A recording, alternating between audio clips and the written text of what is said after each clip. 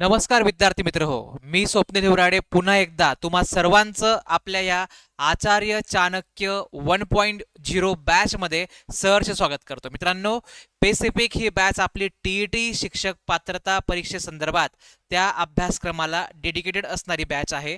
जर तुम्ही पहिला दिवस मिस केला असेल या बॅचचा तर आवर्जून ते सेशन आधी बघायचे सर्वांनी, तरच तुम्हाला त्या टॉपिकच्या पुढच्या काही गोष्टी असतील त्या क्लिअर होतील. तर मित्रांनो, आज आपण सेकंड डे, आपला दुसरा दिवस आहे आज आपला हा बॅचचा. जेणेकरून आज हे जे काही लेक्चर्स मी ऑर्गनाईज केलेत आपल्या यूट्यूब चॅनलवरती, 3-4 दिवस आपण या ठिकाणी यूट्यूबवरती बॅचचे काही लेक्चर, सिलेक्टेड लेक्चर कंडक्ट करणार आहोत.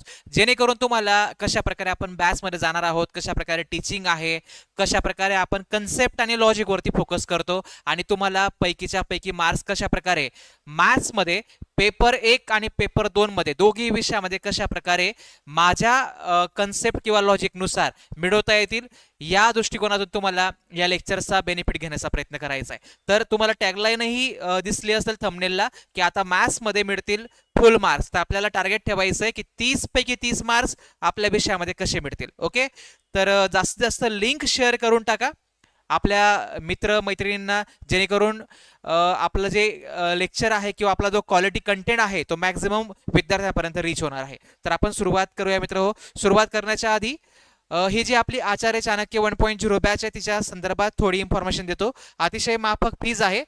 जेव्हा कोरोनाचा काळ होता त्यावेळेस लॉकडाऊनच्या पिरियडमध्ये जेव्हा टीईटी झाली होती तेव्हा याची फीस मी जवळपास 3,000 पर्यंत घेतलेली होती आणि तेव्हा आपण झूम ॲप्लिकेशनवरती लेक्चर घ्यायचो.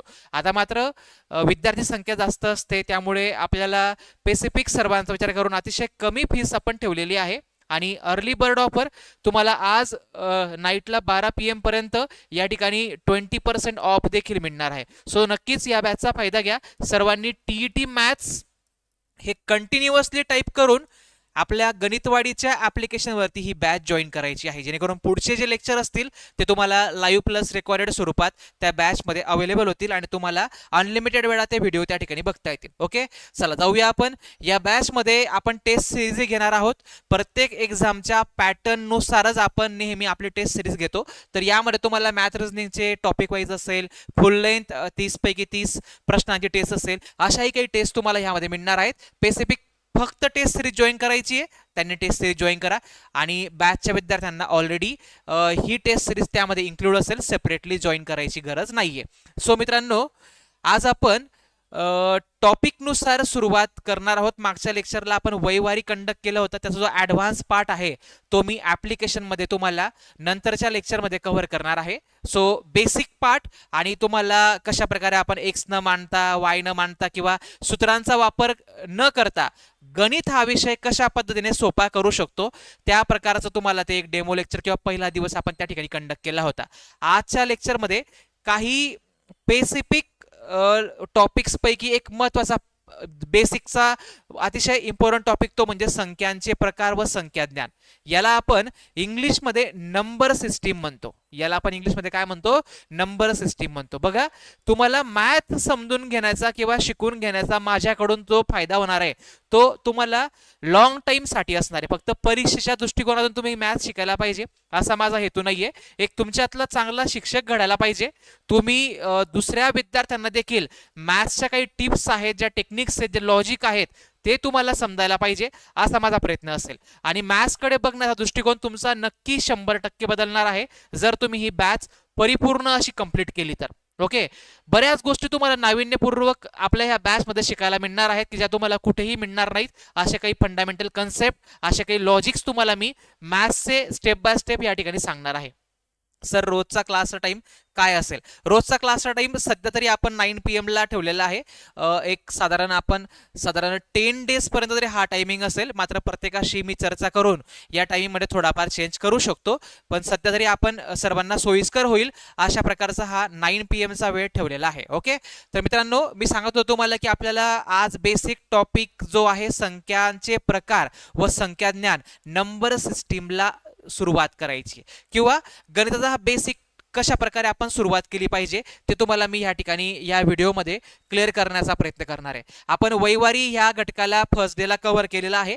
याचं बेसिक पार्ट फर्स्ट मी तुम्हाला फर्स्ट डेला कव्हर करून दिलेला आहे. सर सेकंड पार्ट आजच कव्हर करा असं काही विद्यार्थ्यांचं म्हणणं असेल, नक्कीच तुम्हाला ॲप्लिकेशनमध्ये चांगल्या उत्कृष्ट रीतीने सेकंड लेक्चर ह्या पार्टवरती मी कव्हर करून देणार आहे. ओके, सर्वांना सोयीस्कर होईल अशा पद्धतीने. एक्स न मानता सर्व प्रकार आपण साधारण 3 प्रकार त्या कालच्या लेक्चरमध्ये कव्हर केलेले आहेत. शेवटचे जे राहिलेले प्रकार आहेत ते सर्व काही बेसिक टू ॲडव्हान्स तुम्हाला मी ॲप्लिकेशनमध्ये हे लेक्चर कव्हर करणार आहे. नंतर तुम्हाला मी हे टॉपिक्सही सांगितले होते. बेसिक भूमितीमध्ये एवढे टाइप्स आपल्याला समजून घ्यायचे आहेत. बुद्धिमत्तामध्ये फक्त तुम्हाला 5 टॉपिक्सवरती भर द्यायचा आहे. जे तुम्ही टेटला अभ्यासक्रम पूर्ण केला असेल, दिशा ज्ञान चाचणी, पझल, सिटिंग अरेंजमेंट, या गोष्टींवरती आता त्या ठिकाणी भर देण्याची गरज नाहीये. रिझनिंगचा या ठिकाणी फक्त 5 टॉपिक्सवरतीचा अभ्यासक्रम आहे. यालाच आपल्याला परिपूर्ण न्याय द्यायचा आहे. आणि हे टॉपिक जेव्हा तुम्ही एकदा आपल्या कन्सेप्ट आणि लॉजिकनुसार समजून घेणार, तुमचा ह्या टॉपिक्सचा एकही मार्क मी जाऊ देणार नाहीये. ओके, तर मित्रांनो आपण पुढे जाऊया. हे देखील टॉपिक आपल्याला करायचे. याला आपण DI म्हणतो, डेटा इंटरप्रिटेशन, माहितीचे विश्लेषणावरती आधारित स्तंभालेख, bar graph, pie chart, okay, data table, line graph असे जे काही प्रकार आहेत ते यामध्ये विचारले जातात.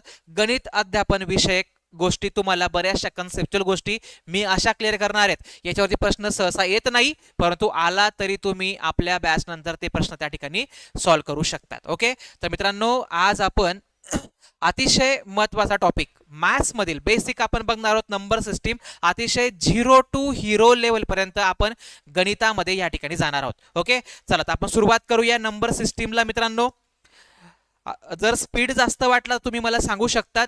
ओके, त्या पद्धतीने तुम्ही चॅट बॉक्समध्ये मला मेन्शन करू शकतात. बघा आता तुम्ही जेव्हा गणिताचा अभ्यासक्रम सुरू करतात, गणित 2 प्रकारचं आपल्याला या ठिकाणी शिकायला मिळणार आहे. मित्रांनो लक्षात घ्या, गणिताचे वेगवेगळे नावं आपण अभ्यासलेले आहेत. ओके, बघा लक्षात घ्या, बीजगणित हा एक प्रकार असतो. तुम्ही 8वी 9वी 10वीला हे गणित ऐकलंच असेल, बीजगणित. ओके, त्यानंतर स्पर्धा परीक्षेमध्ये जेव्हा आपण तयारी करायला सुरुवात करतो तेव्हा आपल्याला अंकगणित अशा प्रकारे शब्द दिसतो, बरोबर. त्यानंतर मित्र लक्षात घ्या, आपल्याला भूमितीही आपण अभ्यासलेला आहे. पार्ट 1 पार्ट 2 अशा प्रकारे आपल्याला 9th आणि 10thच्या अभ्यासक्रमामध्ये 2 प्रकारचं गणित होतं, बीजगणित आणि भूमिती. मग अंकगणित कुठे आहे तर ते स्पर्धा परीक्षेमध्ये आहे. मग आता नेमका भूमिती तुम्हाला सर्वांना माहिती आहे, यामध्ये प्रमेय असतील, काही आकृत्यांचे वैशिष्ट्य आपल्याला अभ्यासायचे आहेत, त्यावरती काही सूत्र असतील ते पाठ करावे लागतील, त्यावरती उदाहरणं सोडवावे लागतील. भूमितीचा पाठ तुम्ही सर्वजण जाणून आहात. मग आता बीजगणित आणि अंकगणितामध्ये फरक काय? ओके, एक शिक्षक म्हणून तुम्हा सर्वांना माहिती पाहिजे, हा बेसिक डिफरन्स आहे. तुम्हाला कोणीही आजपर्यंत यूट्यूब असेल कुठल्याही बॅचमध्ये ही गोष्ट ही कन्सेप्ट सांगितली नसेल, जो मी तुम्हाला आज सांगण्याचा प्रयत्न करतोय. विचार करा, या शब्दामागे काय लॉजिक आहे. याची मांडणी झाली आहे बीजगणित. याला आपण इंग्रजीमध्ये काय म्हणतो? याला आपण इंग्रजीमध्ये म्हणतो मित्रांनो अल्जिब्रा. ओके, याला आपण इंग्लिशमध्ये म्हणतो अल्जिब्रा. तुम्हाला माहिती आहे याला जिओमेट्री म्हणतो, याला आपण अंकगणिताला अरिथमॅटिक असं म्हणतो. याला आपण अंकगणिताला काय म्हणतो? अरिथमॅटिक असं म्हणतो. मग आता नेमकं बीजगणित आणि अंकगणितामधला फरक काय आहे? काही 30 सेकंदाचा वेळ मी तुम्हाला देतोय, तुम्ही व्यवस्थित विचार करून पटकन चॅट बॉक्समध्ये सांगण्याचा प्रयत्न करा. बघूया तुमच्यापैकी कोणत्या शिक्षक मित्राला याचं उत्तर करेक्टली सांगता येणार आहे. ओके, थोडं आपण इंटरॅक्टिव्ह सेशन ठेवण्याचा प्रयत्न करूया. तुमच्याशी मी कम्युनिकेट करण्याचा प्रयत्न करेल. बॅचमध्ये आपण थोडं जास्त कम्युनिकेट करणार आहोत. लाईव्ह लेक्चरमध्ये यूट्यूबवरती आपण बऱ्याचशा वेगाने या ठिकाणी काही गोष्टी सांगण्याचा प्रयत्न करतो, पण जेव्हा ॲक्च्युअल आपण ॲप्लिकेशनमध्ये घेणार आहोत तेव्हा तुमचे प्रत्येकाचे डाऊट देखील मी त्या ठिकाणी क्लिअर करण्याचा प्रयत्न करणार आहे. ओके, सो दोघांपैकी दोघांचा अर्थ, दोघांचा मिनिंग, कन्सेप्ट काय असेल कोणी सांगेल मला? एनीवन? लिंक जास्तीत जास्त शेअर करा, लाईक्स येऊ द्या. तुमचं लाईक म्हणजे तुमचं अटेंडन्स असेल. मला समजेल की नंतर किती विद्यार्थ्यांनी लेक्चर बघितलेलं आहे. ओके, काही जण नंतर बघतात आपल्या वेळेनुसार, ते नंतर बघतील, त्यांनी नंतर लाईक करायचं आहे. जे आता प्रेझेंट आहेत त्यांनी लाईक होऊन जाऊ द्या. ठीक आहे, तर बीजगणित आणि अंकगणित म्हणजे काय बघा. अंकगणित आणि बीजगणित मधला बेसिक फरक तुम्हाला सर्वांना माहिती पाहिजे. या गणितामध्ये आपल्याला सूत्रांचा वापर करावा लागतो, वेगवेगळे फॉर्म्युलीज पाठ करावे लागतात, एक्सचा वापर करावा लागतो, वाय मानावा लागतो, ठीक आहे, किंवा समीकरणांचा वापर करावा लागतो. समीकरणांचा वापर करावा लागतो, याला आपण इक्वेशन्स म्हणतो. ठीक आहे, मग हे जे असतात एक्स वगैरे वाय यांना आपण व्हेरिएबल्स म्हणतो, यांना चलन म्हणतो. ठीक आहे. गणितामध्ये व्हेरिएबल्सला आपण काय म्हणतो मित्रांनो, चलन म्हणतो. मी दोघी भाषेमध्ये शब्दांचा वापर करण्याचं त्या ठिकाणी प्रयत्न करतो, जेणेकरून तुम्हालाही ह्या गोष्टी क्लिअर व्हाव्या. तुम्ही शिक्षक बनणार आहात, सो एखाद्या शब्दाला इंग्लिशमध्ये काय बोलायचं आहे, काय म्हणायचं आहे, ते तुम्हाला एखाद्या विद्यार्थ्याने डाऊट विचारला तुम्हाला निश्चित सांगता यायला पाहिजे. सो मी मराठी शब्दांचाही आणि इंग्लिश शब्दांचाही वापर करतो, त्याबद्दल तुम्ही काळजी करू नका. तर सूत्र, फॉर्म्युले, चलनाचा, व्हेरिएबलचा किंवा एक्स वगैरे वाय मानून सोडवण्याच्या पद्धतीला किंवा समीकरण मानून सोडवण्याच्या पद्धतीचे जे गणित असतात, ज्याच्यामध्ये आपण स्टेप बाय स्टेप जायचो, 10वी पर्यंत जे मॅथ्स होतं त्यामध्ये आपल्याला 10 स्टेप्समध्ये, 9 स्टेप्समध्ये एखाद्या उत्तरापर्यंत आपण पोहोचायचो. ओके, मग स्टेप्सला मार्क्स राहायचे, अर्धा मार्क एका स्टेपला, 1 मार्क एका स्टेप्सला. परंतु आपल्याला हे स्पर्धा परीक्षेमधील जे गणित आहे याला आपल्याला स्टेप्सला मार्क्स नाहीये. तुम्ही 10 स्टेप्समध्ये गणित सोडवा की तुम्ही एका स्टेप्समध्ये गणित सोडवा, तुमच्याकडून फक्त उत्तर अपेक्षित आहे आयोगाला. ओके, मग ते किती वेळामध्ये तुम्ही साध्य करू शकतात, तुमच्याकडे कसा अप्रोच त्या गणिताकडे बघण्याचा, ही क्षमता तुमची या पेपर्समध्ये तपासली जाते. सो मित्रांनो लक्षात घ्या, या गणितामध्ये सूत्रांचा वापर होतो, चलनाचा वापर होतो, समीकरणाचा वापर होतो, त्याला आपण बीजगणित म्हणतो, त्याला आपण अल्जेब्रा म्हणतो. मात्र अंकगणित अशा प्रकारचं गणित आहे मित्र हो, की या गणितामध्ये ना सूत्रांचा वापर करायचा आहे, न एक्स मानायचा आहे, न वाय मानायचा आहे, न कुठल्याही प्रकारचं समीकरण तयार करायचं आहे. ओके, मग अंकगणितामध्ये अंकांची आकडेमोड करून जे गणित आपल्याला सोप्यात सोप्या पद्धतीने कमीत कमी वेळेमध्ये, आपल्याला कमी सेकंदामध्ये उत्तरापर्यंत पोहोचण्याच्या स्किलला किंवा त्या मेथड्सला अंकगणिती अप्रोच म्हटला जातो.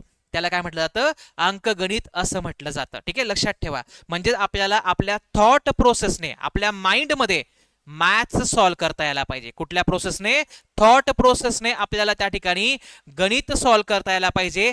त्याच गणिताला अंकगणित म्हटलं जातं.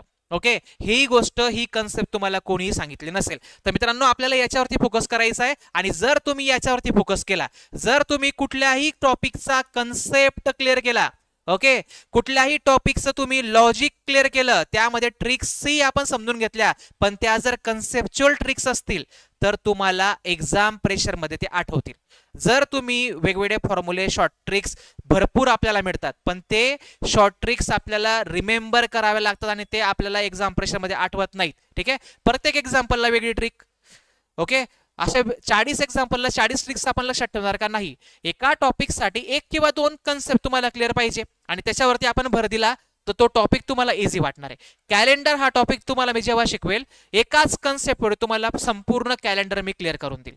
वैवारी हा टॉपिक तुम्हाला मी काय सांगितलं कालच्या लेक्चरला, की आपल्याला एक्स मानायचा नाहीये, आपल्याला गुणोत्तराचा एक भाग मिळवण्यावरती फोकस ठेवायचा आहे. आपल्याला गुणोत्तराच्या एका भागावरती फोकस ठेवायचा आहे. ओके, ज्याला हे समजलं लॉजिक, त्याला वैवारी असू द्या, गुणोत्तर असू द्या, भागीदारी हा टॉपिक असू द्या, किंवा ज्या ज्या एक्झाम्पलमध्ये गणितामध्ये गुणोत्तराचा वापर होईल त्याला आपली मेथड सोपी वाटेल, आपलं लॉजिक सोपं वाटणार आहे. ओके, तर आपल्याला ह्या प्रकारे गणिताला न्याय द्यायचा आहे. आणि जर तुम्ही अशा प्रकारे माझ्यासोबत शेवटपर्यंत ही बॅच कंप्लीट केली, नक्कीच गणितामध्ये तुम्हाला फुल मार्क्स मिळणार आहे, 100% आउट ऑफ मार्क्स मिळणार आहेत. तर मित्रांनो आपण आज नंबर सिस्टीमला या ठिकाणी सुरुवात करत आहोत. यामध्ये आधी आपण सुरुवातीला संख्याचे महत्वाचे प्रकार, ओके, अतिशय इम्पॉर्टंट टाइप्स तुम्हाला मी कन्सेप्च्युअली मॅनरमध्ये क्लिअर करण्याचा आणि समजवण्याचा प्रयत्न करणार आहे. आजच्या लेक्चरमध्ये एक्झाम्पल फार कमी होतील. ओके, मी तुम्हाला काही गोष्टी, काही प्रकार स्पेसिफिकरित्या त्या ठिकाणी एक्सप्लेन करण्याचा प्रयत्न करेल. तुम्हाला काही गोष्टी माहिती असतील, काही गोष्टी माहिती नसतील, काही एक्स्ट्रा तुम्हाला शिकायला मिळतील. ओके, तर त्या तुम्ही नोट डाऊन करत चला, किंवा जी ज्या मी लिहून दिलेल्या गोष्टी असतात. आता समजा मी लेक्चरमध्ये जे काही लेक्चर कंडक्ट करतो, ह्या स्लाइड तुम्हाला दाखवत आहे, याचं मी शेवटी ही पीपीटी सेव्ह करतो आणि ही तुम्हाला बॅचमध्ये देखील अपलोड करून दिलेली असते. सो तुम्ही पीडीएफला प्रिंटआउट करून त्या नोट्स काढू शकता आणि पटकन त्या ठिकाणी रिकॉल करू शकता. सो असा माझा प्रयत्न असेल. सर्वांना ह्या गोष्टी क्लिअर झाल्या असतील तर आपण पुढच्या प्रकाराकडे जाऊया, पुढच्या संख्या प्रकाराकडे जाऊया. अतिशय महत्वाचा संख्या प्रकार गणितामधील, की ज्याला आपण नॅचरल नंबर म्हणतो इंग्लिशमध्ये, आणि मराठीमध्ये मित्र हो त्याला आपण नैसर्गिक संख्या म्हणतो. आपण त्याला काय म्हणतो, नैसर्गिक संख्या म्हणतो. बरोबर. मग आता नेमका नैसर्गिक संख्या हा प्रकार काय आहे, किंवा गणितामध्ये आधी जेव्हा गणिताची उत्पत्ती झाली, बेसिकली काही गोष्टी असतात एखाद्या विषयामध्ये किंवा कुठल्याही टेक्नॉलॉजीमध्ये स्टेप बाय स्टेप डेव्हलपमेंट होत जाते, बरोबर. मग तशी गणितामध्ये डेव्हलपमेंट होत गेली, काही शोध लागले, शून्याचा शोध लागला, त्यानंतर संख्यांचे प्रकार डेव्हलप होऊ लागले. मग आधी फक्त 1 ते 9 अंकांचा वापर व्हायचा गणितामध्ये, आधी फक्त 1 ते 9 ह्या अंकांचा वापर व्हायचा, बरोबर. मग ह्या अंकांचा वापर मोजण्यासाठी होऊ लागला.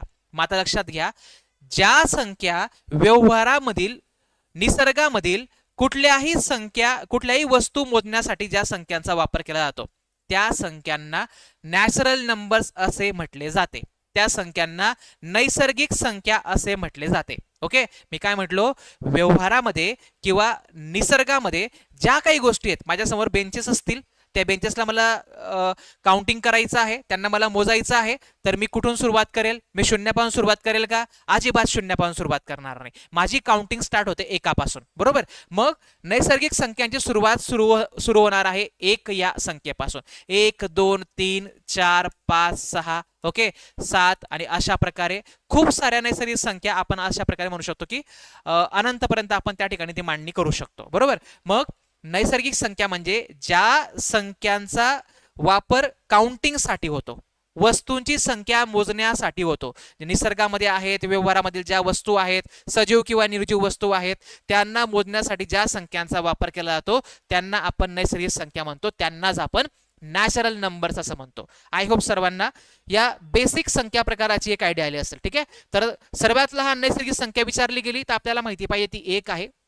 सर्वात मोठी नैसर्गिक संख्या विचारली गेली तर आपल्याला माहिती पाहिजे ती डिफाईन करता येणार नाही, अनंत आहे, इन्फिनिटी आहे. ओके, ह्या सिम्बॉलला आपण इन्फिनिटी असं रिकॉल करतो. ओके, तर आता पुढचा जो प्रकार आहे नैसर्गिक संख्या आपण बघितल्यानंतर आपण पुढच्या प्रकाराकडे जाऊया, होल नंबर. ठीक आहे, होल नंबर म्हणजे काय मित्र, लक्षात घ्या, याला आपण पूर्ण संख्या म्हणतो.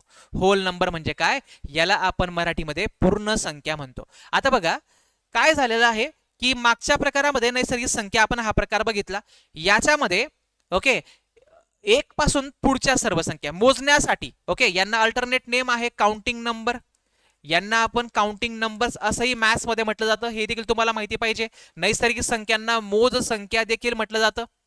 नैसर्गिक संख्यांना मित्र हो लक्षात घ्या, मोज संख्या देखील म्हटले जाते, राईट. तर आपण आता पुढच्या प्रकाराकडे जातोय. तर मागच्या प्रकारामध्ये सुरुवात 1 पासून होती. मग आता गणितामध्ये तुम्हाला म्हटलो की स्टेप बाय स्टेप डेव्हलपमेंट होत गेली, शून्याचा शोध लागला. तुम्हाला माहिती असायला पाहिजे शून्याचा शोध कुठे लागलेला आहे, कोणी लावलेला आहे. ओके, या गोष्टी नक्कीच तुम्हाला माहिती असायला पाहिजे. तर शून्याचा शोध लागल्यानंतर गणितामध्ये बरीचशी डेव्हलपमेंट झाली. जर समजा मी तुमच्या समोर 7 हा अंक लिहिला, मी जर याच्या पुढे शून्य लावून घेतला तर याचं जी व्हॅल्युएशन आहे ती 7 आहे. परंतु मी जर या 7च्या मागे शून्य लावला तर याचं व्हॅल्युएशन वाढणार आहे. म्हणजे शून्याला किती इम्पॉर्टन्स आहे, मी जर 2 शून्य पुढे लावले तर त्याची व्हॅल्यू परत वाढणार आहे. मी पुढे इथं किती शून्य ऍड करत गेलो तर हा 7च असणार आहे, याच्या व्हॅल्यू मध्ये कुठल्याही प्रकारचा चेंज होणार नाही. ओके, म्हणून शून्याचा शोध लागल्यानंतर किंवा ह्या गटामध्ये शून्याचा समावेश झाल्यानंतर मित्रांनो लक्षात घ्या, या संख्यांना पूर्ण संख्या असं म्हटलं जाऊ लागलं. ओके, मग होल नंबर्स या सेटला डब्ल्यू ने रिप्रेझेंट करतात, नॅचरल नंबरला त्या ठिकाणी मी एन ने, कॅपिटल एन ने प्रेझेंट करतो. तर डब्ल्यू मध्ये होल नंबर जे आहे त्यांची सुरुवात 0 पासून होणार आहे. 0 1 2 3 4 5 ओके 6. इन दिस वे आपण अनंतपर्यंत त्या ठिकाणी जाणार आहोत. ओके, मग आता ऍडिशन कोणाची झाली या गटामध्ये, नैसर्गिक संख्येमध्ये 0 होता का, न होता, इथं 0 आलेला आहे, बरोबर. मग पूर्ण संख्या होल नंबर्स मध्ये अशा प्रकारचा सेट आहे. तर सर्वात लहान पूर्ण संख्या विचारली गेली तर आपलं उत्तर असेल 0. सर्वात मोठी पूर्ण संख्या विचारली गेली तर सांगता येणार नाही, निश्चितपणे सांगता येणार नाही, इनफायनाईट असेल, इन्फिनिटी असेल, राईट. आय होप तुम्हाला दोघीही प्रकार संख्या प्रकारांमध्ये बेसिकली कन्सेप्च्युअली क्लिअर झाले असतील, बरोबर. मग आता आपण पुढे जाऊया. पूर्ण संख्या हा प्रकार आपला झालेला आहे. तुम्हाला काही डाऊट असेल तुम्ही तो आताच मला विचारू शकता. पुढचा जो प्रकार आहे बघा, गणितामध्ये स्टेप बाय स्टेप डेव्हलपमेंट होत गेली. पुढचा जो संख्या प्रकार आहे मित्रांनो, इंटिजर्स. इंग्लिशमध्ये आपण त्याला इंटिजर्स म्हणतो. मराठीमध्ये काय म्हणतो, मराठीमध्ये आपण ह्या संख्येला काय म्हणतो मित्रांनो, लक्षात घ्या, मराठीमध्ये या संख्येला पूर्णांक संख्या असं म्हटलं जातं. पूर्णांक संख्या असं या संख्या प्रकाराला मराठीमध्ये म्हटलं जातं, बरोबर. मग आता तुम्हाला आठवत असेल 9th आणि 10th लेवल पर्यंत आपण जे गणित शिकलेलो आहोत यामध्ये तुम्हाला एक संख्या रेषा तुमच्या मास्तरने तुम्हाला शिकवलेली असेल. ओके, कोणती रेषा मित्रांनो? संख्या रेषा. याला आपण इंग्लिशमध्ये नंबर लाईन म्हणतो. याला आपण इंग्लिशमध्ये काय म्हणतो? नंबर लाईन म्हणतो. तर ही नंबर लाईन तुम्हाला नक्कीच सांगितलेली असेल किंवा तुम्हाला रिकॉल व्हायला पाहिजे या गोष्टी. संख्या रेषा असते गणितामध्ये आणि ही संख्या रेषा आपण जी दाखवतो ती अशा प्रकारे असते मित्रांनो. मी तुम्हाला इंटिजर सांगणार आहे. इंटिजर दोन प्रकारचे असतात, एक पॉझिटिव्ह इंटिजर असणारे आणि एक प्रकार असणारे निगेटिव्ह इंटिजर्स. ओके, धन पूर्णांक संख्या आणि ऋण पूर्णांक संख्या, इंटिजर्सचे दोन प्रकार संख्यांमध्ये या ठिकाणी आपल्याला माहिती पाहिजे. धन पूर्णांक संख्या आणि ऋण पूर्णांक संख्या. बघा, मी तुम्हाला वेगवेगळ्या ट्रिक्स सांगून तुम्हाला बॅच जॉईन करण्यासाठी प्रवृत्त करू शकतो, पण माझा मोटिव्ह तसा नाहीये. मला बेसिक पासून जायचं आहे आणि त्याच गोष्टी तुम्हाला मी सांगण्याचा प्रयत्न करतोय. मागच्या लेक्चरला मी तुम्हाला सांगितलेलं आहे की आपण वैवारीमध्ये कशा प्रकारचे लॉजिक कन्सेप्ट क्लिअर करू शकतो. मात्र आजचं लेक्चर हे गणिताचं थेरॉटिकल लेक्चर आहे. तुम्हाला मी बरेचशा गोष्टी या ठिकाणी सांगण्याचा शिकवण्याचा प्रयत्न करणार आहे, ज्या तुम्हाला पुस्तकात मिळाल्या असतील, काही गोष्टी तुम्हाला पुस्तकातही मिळाल्या नसतील. अशा गोष्टी तुम्हाला मी मॅथ्स मधील या लेक्चरमध्ये सांगण्याचा प्रयत्न करणार आहे. ओके, सो लक्षात घ्या, या नंबर लाईन मध्ये या संख्या रेषेवरती जो या ठिकाणी मध्यस्थानी असतो तो 0 असतो. बरोबर. आता ह्या झिरोच्या उजवीकडे हा राईट हँड आहे, तर इथं आपण ह्या धन पूर्णांक संख्या असतात. हे धन पूर्णांक संख्या या ठिकाणी असतात मित्र. आपण 0च्या डावीकडे गेलो तर इकडे ऋण पूर्णांक संख्या असतात. इकडे ऋण पूर्णांक संख्या असतात मित्रांनो, लक्षात घ्या. ओके, आता धन पूर्णांक पण आणि ऋण पूर्णांक पण. आता बघा, मी तुम्हाला सांगितलं की हा जो एवढा गट होता ना, ओके, हा जो एवढा संच होता ना, हा नैसर्गिक संख्याचा होता. हा जो एवढा संच आहे 0 पासून इथपर्यंत पुढे हा होल नंबरचा आहे, हा पूर्ण संख्यांचा आहे. मग आता या ठिकाणी काय ऍडिशन झाली आहे? मागच्या प्रकारामध्ये नैसर्गिक संख्यामध्ये 1 पासून पुढे होते संख्या, मग 0 आला, 0 पासून सर्व संख्या काय झाल्या? पूर्ण संख्या झाल्या. मग आता जसं आपण स्टेप बाय स्टेप जातोय, आधी हा गट, मग याची ऍडिशन झाली 0ची, मग आता यांची ऍडिशन झाली. ऋण संख्यांचा पण समावेश या गटामध्ये झाला, म्हणजे धन पूर्णांक पण ऋण पूर्णांक पण. ओके, मग आता हा झिरो काय आहे? हा झिरो काय असेल कोण सांगेल? धन आहे की ऋण आहे हे तुम्हाला माहिती पाहिजे. बघा, इकडच्या संख्या आहेत ऋण पूर्णांक संख्या, इकडच्या संख्या आहेत मित्रांनो ऋण पूर्णांक संख्या. ओके, इकडच्या संख्या ज्या आहेत त्या आहेत धन पूर्णांक संख्या. राईट, ह्या आहेत धन पूर्णांक संख्या. झिरो हा नंबर ना धन आहे ना ऋण आहे. ओके, झिरो हा नंबर न्यूट्रल आहे. हा काय मित्रांनो? न्यूट्रल आहे, हे लक्षात ठेवायचं आहे. हा ना धन ना ऋण आहे. बरोबर. आता इथपर्यंत तुम्हाला गोष्टी क्लिअर असतील इंटिजर्स मध्ये, पूर्णांक संख्यांमध्ये. तर नक्कीच चॅट बॉक्स मध्ये सर्वांनी यस टाईप करा. आता बघा, एक महत्वाची गोष्ट लक्षात ठेवायची आहे. मी काय सांगत आहे माझ्या शब्दांकडे लक्ष द्या. झिरो पासून मी ह्या संख्यांना इन्क्लूड करत आहे. झिरो आणि ह्या संख्यांना इन्क्लूड करत आहे. मी कोणाला स्किप केलेला आहे? मी सर्व धन पूर्णांक संख्यांना स्किप केलेला आहे. मी कोणाला स्किप केलेलं आहे मित्रांनो? सर्व धन पूर्णांक संख्यांना स्किप केलेला आहे. आता ह्या ज्या संख्या आहेत इथं, या संख्यांना आपण काय म्हणणार? या संख्यांना आपण धनेतर संख्या म्हणतो. या संख्यांच्या गटाला काय म्हणतो? धनेतर संख्या म्हणतो. आता बघा, टीईटी मध्ये अतिशय बेसिक गोष्टींवरती तुमचे कन्सेप्ट चेक करण्यासाठी प्रश्नांची मांडणी केली जाते. ओके, तुम्ही एक शिक्षक होणार आहात तर तुम्हाला किती बेसिक नॉलेज आहे गणिताचं, तुमचे फंडामेंटल किती क्लिअर आहेत, ओके, तुमचे कन्सेप्ट किती डेव्हलप झालेले आहेत, हे त्या ठिकाणी त्यांचा व्हेरीफाय करण्याचा प्रयत्न असतो. तुम्हाला धनेतर संख्या विचारलं जाईल, त्याचे शाब्दिक उदाहरणामध्ये पर्याय दिले जातील. तुम्हाला माहिती असणं गरजेचं आहे की धनेतर संख्या म्हणजे काय. लक्षात घ्या, संख्या सोडून जे इतर संख्या उरलेल्या असतील नंबर लाईन वरती, संख्या रेषेवरती, त्यांना आपण धनेतर संख्या म्हणतो. मी कोणाला सोडून दिलंय?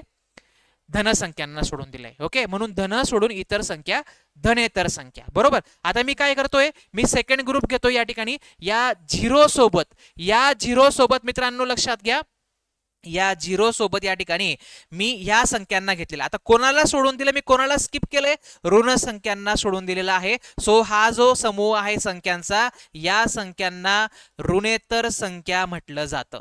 या संख्यांना ऋणेतर संख्या म्हटलं जातं संख्याशास्त्रामध्ये. हे लक्षात ठेवा. मी ऋण सोडून इतर, ऋण संख्या सोडून इतर संख्या ऋणेतर संख्या, धन संख्या सोडून इतर संख्या म्हणजे धनेतर संख्यांचा गट किंवा समूह.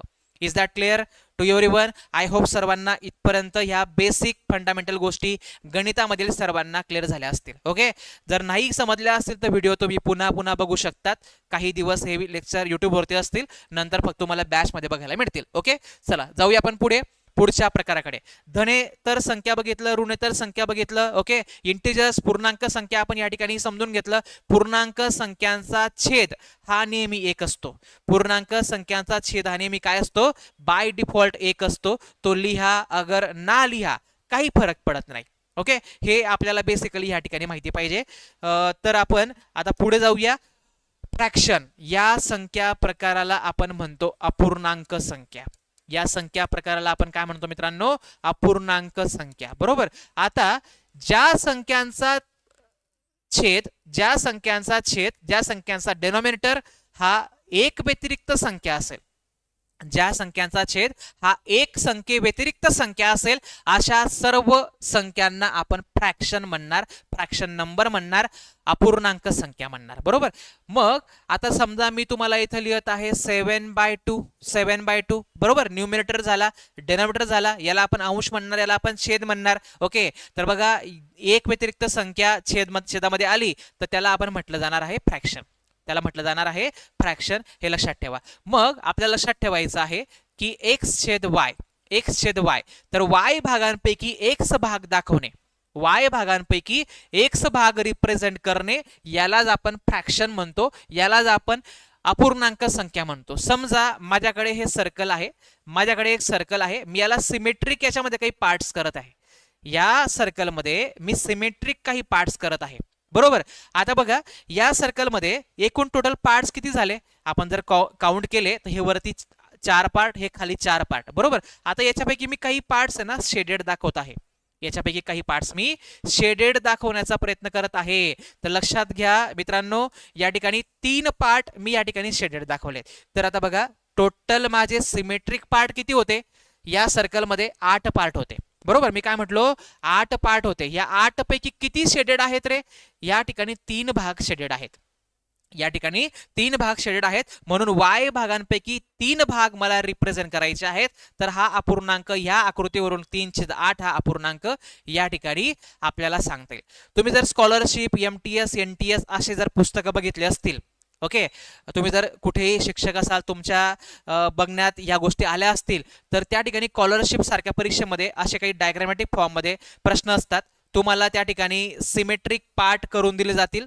1, 2, 3, 4 and 5 त्यापैकी काहीतरी भाग शेडेड करून दिलेले असतील आणि तुम्हाला विचारलं जाईल की यामध्ये या आकृतीपासून कुठला फ्रॅक्शन त्या ठिकाणी तयार होऊ शकतो. तुम्हाला पर्याय दिला जाईल 3/5, तुम्हाला पर्याय दिला जाईल 2/5, तुम्हाला पर्याय दिला जाईल 4/5 किंवा नन ऑफ दिस, यापैकी नाही. ओके, तर अशा बेसिक संकल्पनांवर तुम्हाला प्रश्न टीईटीला येऊ शकतो. स्कॉलरशिप, MTS, NTSच्या अभ्यासक्रमातही प्रश्न तुम्हाला येऊ शकतात. सो या गोष्टी लक्षात ठेवा. या आकृतीवरून मी पुन्हा 5 भागांपैकी 3 शेडेड आहेत. सो 3/5 हा अपूर्णांक या आकृतीवरून तयार होत आहे. हे तुम्हाला सर्वांना क्लिअरली माहिती पाहिजे किंवा ह्या गोष्टी समजल्या पाहिजे. ओके, चला, आय होप सर्वांना अपूर्णांक संख्या हा जो कन्सेप्ट आहे, हा जो संख्या प्रकार आहे, हा डिटेलमध्ये समजला असेल. बरोबर. तर अपूर्णांक संख्यांना आपण संख्या रेषेवर दाखवू शकतो का? ही संख्या रेषा आहे. बरोबर. मी तुम्हाला काय म्हटलं होतं? 7/2 म्हणजे काय? 3.5. 3.5. मग 3.5 ला मला जर रिप्रेझेंट करायचं आहे तर मी कुठल्या 2 संख्यांच्या इन बिटवीन त्यांना दाखवेल?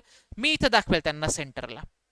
ओके, तर कुठल्याही अपूर्णांकाला आपण या ठिकाणी दाखवू शकतो. तो ऋण अपूर्णांक असेल तर ऋण 12/5 समजा.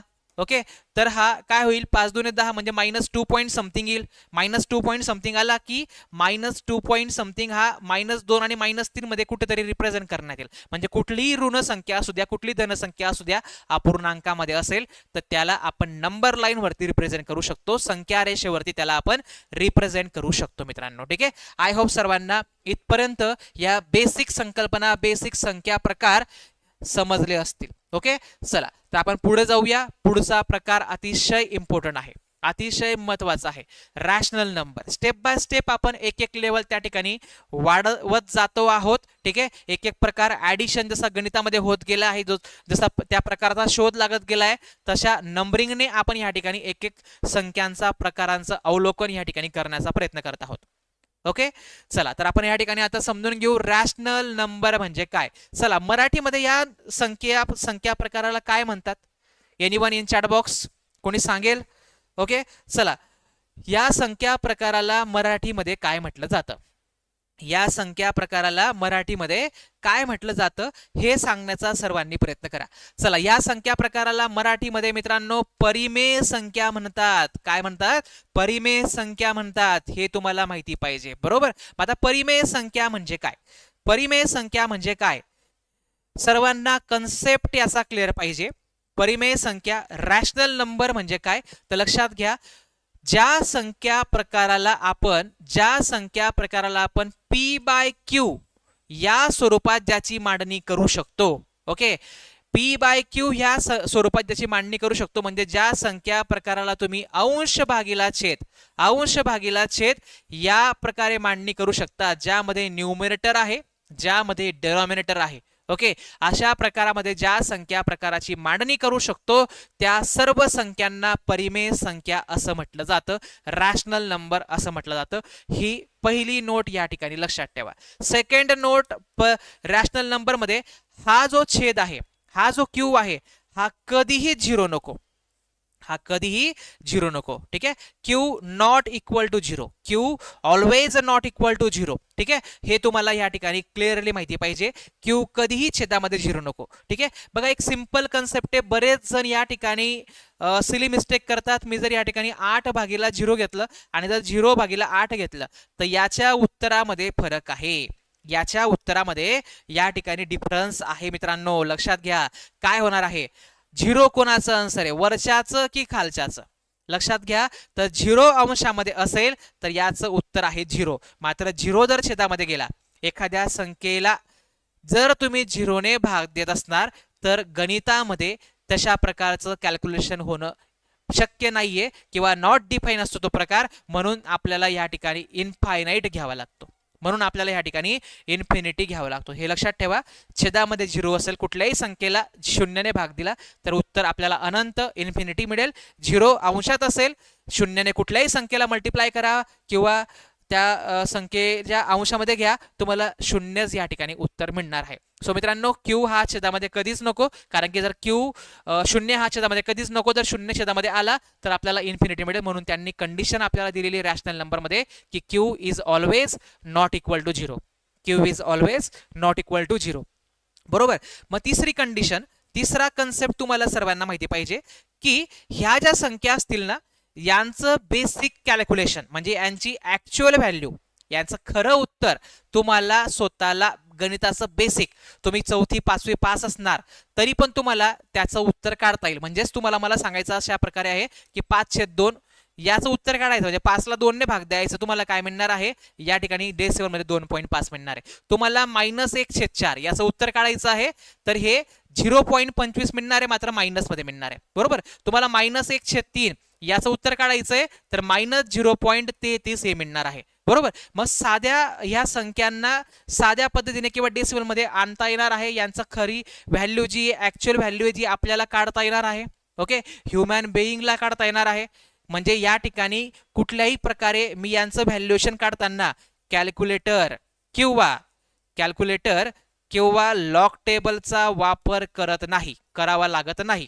ओके, अशा संख्या प्रकारांना आपण काय म्हणतो, रॅशनल नंबर म्हणतो. ओके, आणि ज्या संख्यांचं वर्गमूळ हे निघू शकत, फोर्थ पॉइंट यामध्ये लक्षात ठेवा, ज्या संख्यांचं वर्गमूळ आपल्याला काढता येणार आहे, ज्या संख्यांचं वर्गमूळ काढणंही शक्य आहे, अशा संख्यांना आपण या ठिकाणी रॅशनल नंबर म्हणतो. मग सर यांचे एक्झाम्पल कोणते, जर समजा मी या ठिकाणी घेतलेला आहे 4/5, ओके, अंशाला छेदाला म्हणजे या ठिकाणी ही संख्या काय असेल, रॅशनल असेल. तुम्हाला म्हटलं असेल -8/3, यस, निगेटिव्ह का असू द्या पण अंश आहे, छेद आहे, रॅशनल आहे, बरोबर. तुम्हाला समजा म्हटलं गेलं वर्गमुळात 16, ओके, डिवायडेड बाय वर्गमुळात 121.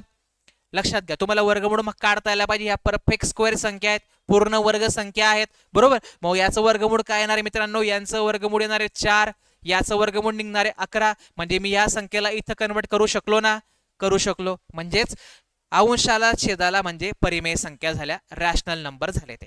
ते काय झाले, रॅशनल नंबर झालेले आहेत. ठीक आहे, तर अशा प्रकारे आपल्याला याबद्दल माहिती पाहिजे. तुम्हाला समजा 9 ही संख्या दिली गेली, हिला पण आपण 9/1 लिहू शकतो, 9/1 लिहू शकतो. बरोबर, मग अंश झाला, छेद झाला, तो 1 लिहा, नका लिहा, काही फरक पडतो का, बाय डिफॉल्ट 1 असतो. बरोबर, मग 9/1 म्हणजेच काय मित्रांनो, या ठिकाणी आपल्याला माहिती पाहिजे अंश भागिले छेद म्हणजे ही देखील रॅशनल संख्या असेल. आपण या संख्या प्रकारांवरती MCQ पण सॉल्व्ह करून घेणार आहोत, जेणेकरून तुमचे अजून कन्सेप्ट कसे प्रश्न याच्यावरती क्रिएट होतात ते पण रिकॉल होऊन जातील. त्या सर्व गोष्टी आपण याच्यामध्ये समजण्याचा प्रयत्न करणार आहोत. रॅशनल नंबर हा संख्या प्रकार तुमचा व्यवस्थितरित्या क्लिअर झाला असेल. आशा करतो की या गोष्टी तुम्हाला संपूर्णपणे क्लिअर झाल्या असतील. आता इरॅशनल नंबरकडे जाऊया. इरॅशनल नंबर इन मराठी याला आपण म्हणतो अपरिमेय संख्या. याला आपण काय म्हणतो, अपरिमेय संख्या. बरोबर, मग अपरिमेय संख्या म्हणजे काय, अपरिमेय संख्या म्हणजे काय, ज्या संख्या p/q मध्ये असतात, ज्या संख्या p/q मध्ये नसतात असं म्हणूया आपण या ठिकाणी, आणि ज्यांचं आपल्याला वर्गमूळ काढता येत नाही, ज्यांचा आपल्याला वर्गमूळ काढता येत नाही, आणि ज्या संख्यांची ऍक्च्युअल व्हॅल्यू काढण्यासाठी तुम्हाला कॅल्क्युलेटर किंवा लॉग टेबलची आवश्यकता असते. तुम्हाला कशाची आवश्यकता असते, लॉग टेबलची आवश्यकता असते. त्या सर्व संख्यांना आपण इरॅशनल नंबर म्हणतो. म्हणजेच अशा संख्या बघा, आता वर्गमूळात 4 आहे, याचा वर्गमूळ काढू शकतो, हे 2 बनणार आहे म्हणजे याला लिहू शकतो 2/1, म्हणजे हा रॅशनल झाला, हा परिमेय झाला. मात्र जर तुम्हाला वर्गमूळात 5 देण्यात आला, याचं वर्गमूळ निघेल का, नाही. मग याची किंमत काढण्यासाठी तुम्हाला एकतर लॉग टेबल पाहिजे, लॉग टेबलमध्ये वर्गमूळातील सर्व संख्यांचे त्या ठिकाणी व्हॅल्यू दिलेले असतात. मागच्या काही पेजेसवरती तुम्हाला जर आठवण असेल, स्कूल डेजमध्ये आपण लॉग टेबलचा वापर केलेला आहे, आणि त्यामध्ये या वर्गमूळातील काही संख्यांचं त्या ठिकाणी व्हॅल्युएशन दिलेलं असतं, किंवा काही सायंटिफिक कॅल्क्युलेटर असतात, त्यामध्ये वर्गमूळातील व्हॅल्यू आपल्याला कॅल्क्युलेट करता येतात. तर त्या संख्यांची ऍक्च्युअल व्हॅल्यू कॅल्क्युलेटर किंवा लॉग टेबलच्या मदतीने आपण काढू शकतो. अशा संख्या प्रकाराला आपण म्हणायचं इरॅशनल नंबर. त्यांचं वर्गमूळ काढता येत नाही, मग ह्या √5 आहे, √7 आहे, √11 आहे, अशा सर्व संख्यांना आपण इरॅशनल म्हणणार. मग आता तुम्हाला एक संख्या प्रकार देतोय मी, 3 या ठिकाणी वर्गमुळात 49. ओके, आणि या ठिकाणी मी लिहित आहे 3/7. बरोबर, आता लक्षात घ्या, ही संख्या रॅशनल आहे का, लक्षात घ्या. मी हिला काय लिहू शकतो मित्रांनो, या ठिकाणी 3 याचं वर्गमूळ जर निघालं, हे 3/7 होऊन जाईल. मग अंशाला छेदाला याचं वर्गमूळ काढू शकलो, म्हणजे ही रॅशनल आहे, म्हणजेच ही परिमेय आहे, म्हणजेच ही काय आहे, परिमेय संख्या आहे. ओके, आता बघा, याचं वर्गमूळ निघेल का, नाही, याचं वर्गमूळ निघणार नाही. मग सर अंशात तर या ठिकाणी वर्गमूळातील संख्या नाहीये, पण मात्र आपण याचं वर्गमूळ निघणार नाही. मग संपूर्ण संख्यांची व्हॅल्यू जर मला काढायची असेल, तरी मला कॅल्क्युलेटर लागणार आहे, तरी मला लॉग टेबल लागणार आहे, म्हणजे ही संख्या काय असणार आहे, इरॅशनल असणार आहे. ही संख्या काय असणार आहे मित्रांनो, इरॅशनल असणार आहे. ठीक आहे, तर लक्षात घ्या, याला आपण म्हणणार अपरिमेय संख्या. तर आय होप तुम्हाला दोघांमधला जो फरक आहे तो इन डिटेल क्लिअर झाला असेल, कन्सेप्ट तुमचा क्लिअर झाला असेल, अशी आशा मी करतो. ठीक आहे, चला आपण आता पुढच्या याच्याकडे जाऊया. पुढचा जो प्रकार आहे रियल नंबर. रियल नंबर्सला आपण मराठीमध्ये म्हणतो गणितामध्ये वास्तव संख्या. कुठल्या संख्या मित्रांनो, वास्तव संख्या. ओके, मग आता वास्तव संख्या म्हणजे काय, वास्तव संख्यामध्ये दोघ संख्या प्रकारांचा समावेश होतो. कोणकोणत्या, तर लक्षात घ्या, यामध्ये परिमेय संख्या पण येतात, ॲज वेल ॲज यामध्ये अपरिमेय संख्या पण येतात.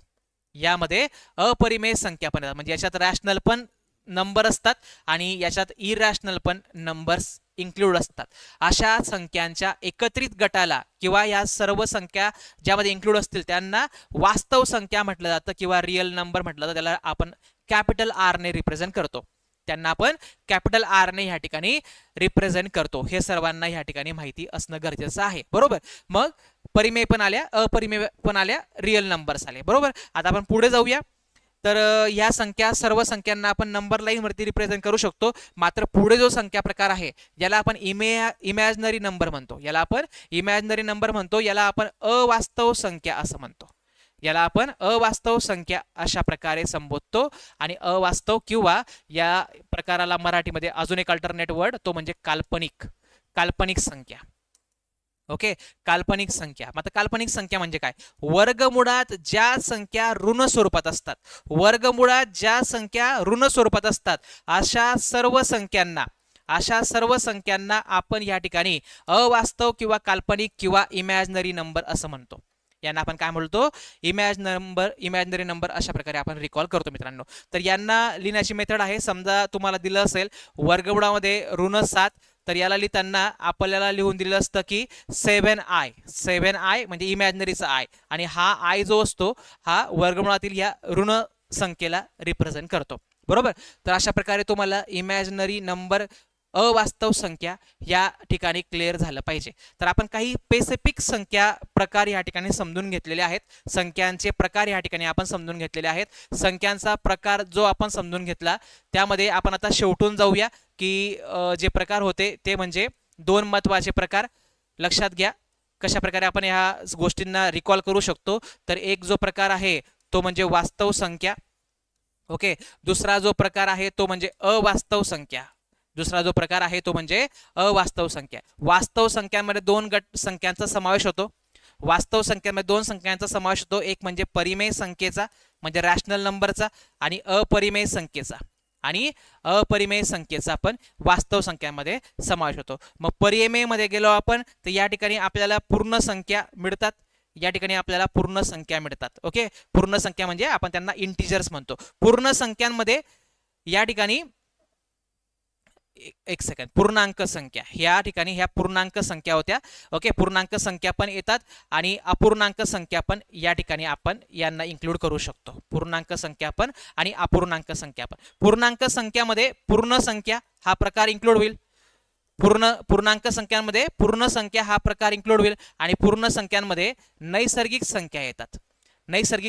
बघा, नैसर्गिक संख्यामध्ये 1च्या पुढे संख्या, 0 आला म्हणजे पूर्ण संख्या. ओके. पूर्ण संख्यांमध्ये 1च्या पुढच्या संख्या येतात, म्हणजे याच्यामध्ये याचा हा सबसेट आहे, आणि हे याचे सबसेट आहेत, आणि हे दोघंही याच्यामध्ये येतात. ठीक आहे. तर अशा प्रकारे एक ट्री डायग्राम मध्ये आपण या सर्व संख्या प्रकारांना या ठिकाणी समजण्याचा प्रयत्न केलेला आहे. अजूनही याच्यामध्ये काही संख्या प्रकार ऍड होतात. ओके. ते पण आपण बेसिकली आपल्या ह्या बॅचमध्ये कव्हर करणार आहोत. आजच्या ह्या लेक्चरमध्ये कशा प्रकारे तुम्हाला संख्यांचे प्रकार समजले आहेत ते निश्चितपणे तुम्ही सांगण्याचा प्रयत्न करायचा आहे. आज आपण थोडं शॉर्ट स्पॅम मध्ये हे सेशन ठेवलेलं आहे. ओके. जसंही बॅचमध्ये ॲक्च्युअल आपण लेक्चर स्टार्ट करणार आहोत त्यामध्ये अजून याचा पुढचा पार्ट पूर्णपणे कंटिन्यू होणार आहे. व्यवस्थित सर्व त्या ठिकाणी डिटेलमध्ये एक एक पॉईंट क्लिअर करण्यात येईल. त्या संख्या प्रकारावरती कसे प्रश्न असतात, विचारू शकतात, पॉसिबल सर्व क्वेश्चन आपण MCQ त्या ठिकाणी सॉल्व्ह करण्याचा प्रयत्न करणार. तर माझं टार्गेट आहे ओके की आपल्याला प्रत्येक टॉपिकमध्ये कन्सेप्ट जे तुम्हाला परीक्षाभिमुख आहेत ते क्लिअर करायचं. त्यानंतर आपण PYQ वरती काम करणार आहोत. ओके. PYQ वरती काम करणार आहोत, आणि PYQ बेस्ड आपल्याला मॅक्झिमम MCQ पण त्या ठिकाणी व्यवस्थित बॅच मध्येच करून घ्यायचे आहेत. ओके. तुम्ही फक्त बॅच अटेंड करा, PYQ सॉल्व्ह करा, बाकी काहीच करायची गरज नाही तुम्हाला पडणार. कुठल्याही प्रकारचं पुस्तक वापरायची गरज पडणार नाही. पुस्तक वापरला तुम्ही कुठल्याही प्रकारचं, तुम्ही त्या मेथड्स बघून अजून कन्फ्यूज व्हाल. त्यामध्ये वेगळी मेथड असेल, आपले वेगळे मेथड असेल. ओके. अशा प्रकारचं करायचं नाहीये. फक्त आपल्याला पुस्तक का वापरायचं आहे? उदाहरणं बघण्यासाठी, एक्झाम्पल बघायचे, आपली टेक्निक वापरायची. वैवारीचं एक्झाम्पल एखाद्या पुस्तकामध्ये, तर आपण जे लॉजिक कालच्या लेक्चरमध्ये बघितलेलं आहे ते लॉजिक वापरायचं, ते त्या ठिकाणी इम्प्लिमेंट करण्याचा प्रयत्न करायचा. पुस्तकाच्या मेथड जे बुकिश अप्रोच आहेत त्यांना आता आपण फेकून द्यायचंय. त्यांचं काम आपल्याला पडणार नाहीये.